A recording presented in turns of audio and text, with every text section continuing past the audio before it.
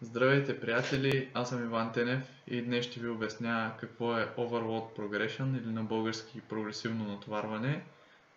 Това е едно от най-важните неща, свързано с тренировките. Трябва да го имате в предвид и нека да започваме.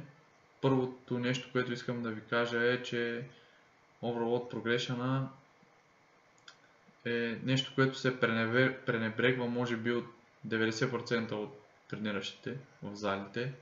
Те просто отиват и тренират безцелно, без да имат никаква цел в днешната тренировка. Просто знаят, че трябва да направят тези 5 упражнения, които треньора им или те са чули от някого.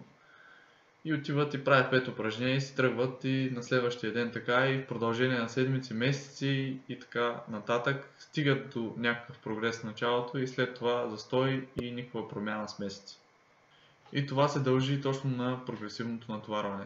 Трябва да натоварвате тялото си прогресивно всяка тренировка, всяка седмица, всеки месец трябва да има някакъв прогрес. Вие трябва да стигнете от точка А до точка Б и това не е само в тренировките, а дори и в живота.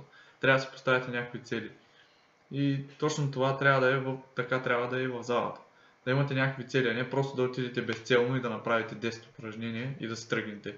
Да, напомпвате се, чувствате се супер и в крайна сметка след 2 месеца сте същите плющеци и не се харесвате и не правите нищо по въпроса. Затова време е да ви обясня какво всъщност е Overload Progression.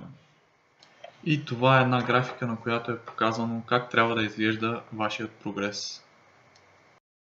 Първото нещо, за което се сещате според мен е да покачите просто килограмите на всички упражнения. Да, това е един начин да се постигне Overload Progression и е може би най-лесният. А ето един пример, в който е показано как с намалянето на обема и увеличаването на интензитета на тренировките можете да увеличите вашият One Rep максимум или максимума ви за едно повторение.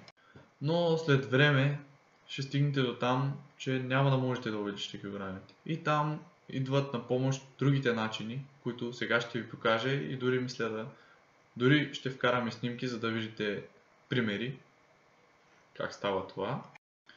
И след като сте достигнали някакъв брой килограми и не можете да ги надвишите, другият начин да постигнете прогресия е просто да останете на тези килограми и да следите вашите повторения. Примерно, ако правите с 100 кг на клек 6 повторения, 4 серии по 6 повторения, следващата седмица, ако не можете да дигнете килограмите и да направите с 105 кг, примерно 6 повторения, просто останете на 100 кг и пробайте да направите 2 серии 7 повторения и 2 серии по 6 повторения. Така ще сте сигурни, че сте увеличили обема с 200 кг на клека, което ще допринесе за по-висок стимул на мускулно-протеинов синтез и изграждане на мускулна маса. Това е единият начин. Това е лично моят прогрес, откакто съм почнал Lean Bulk. Ето да видите за пример. Другият начин да стимулирате Overload Progression е примерно да разпределите обема си. Ще дам за пример отново клека. Правите с 100 кг по 10 повторения, но това ви е близко до вашият максимум, нали, за повторения. И с всяка изминала седмица ви става все по-тежко и по-тежко да достигнете тези 10 повторения за 4 серии. Просто може да разпределите обема. Например, в понеделник ще направите 5 серии по 5 повторения с 100 кг, а в четвъртък ще направите 3 серии по 5 повторения с 100 кг. Тоест обема е един и същ. Просто ще имате няколко дни за почивка, ще се възстановите по-добре и предполагам ще постигнете по-добри резултати по този начин. Това е моят съвет и да преминем към следващия. Другия съвет, който ще ви дам е да прогресирате на всички упражнения, не само на клек, лежанка, на тяга, на военна преса и така нататък, на базовите упражнения, които правите. На всички упражнения, за да може да натоварвате и да стимулирате мускулно-протеинов синтез във всички мускулни групи. Защото гърбът има няколко съставни части. Тоест, ако правите само тяга, вие ще стимулирате само една част от него. И от останалите упражнения ще стимулират останалата част. Тоест, вие трябва да натварвате достатъчно гърба с тягата и с останалите второстепенни упражнения, за да може да стимулирате достатъчно мускулно-протеинов синтез в всички мускулни части на гърба. И запомнете, най-важното нещо е да има overload progression, т.е. да увеличавате обема на вашите тренировки, да увеличавате интензитета, честотата на вашите тренировки, т.е. да тренирате всяка мускулна група, да я тренирате няколко пъти седмично. За начинаещите няма значение, но колкото по-напреднали сте, толкова по-трудно ще стимулирате мускулно-протеинов синтез. Затова трябва да тренирате мускулните групи повече. Тоест 2, дори 3 пъти седмично, зависи колко сте напреднали и каква е целта ви. И запомнете още нещо, не се фокусирайте само към качване на килограмите на упражненията.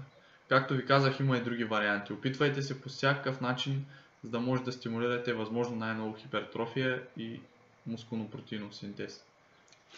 И това е краят на клипът ми. Благодаря ви, че го изгледахте.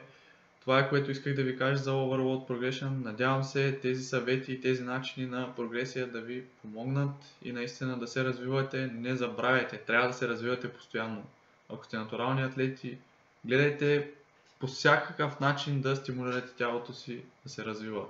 Прогресирайте през цялото време, не спирайте. Опитвайте се да правите всичко възможно, за да прогресирате. Това е най-важното нещо в залата.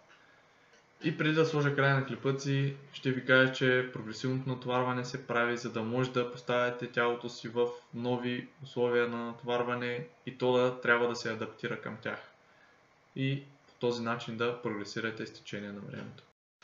И сега, ако клипът ми ви е харесал, дайте един палец нагоре, споделете го с приятели, споделете го във Facebook, харесайте страницата ми в Facebook, добавете ме в Snapchat и така нататък. И бум! Ще се видим в следващия клип. Благодаря ви.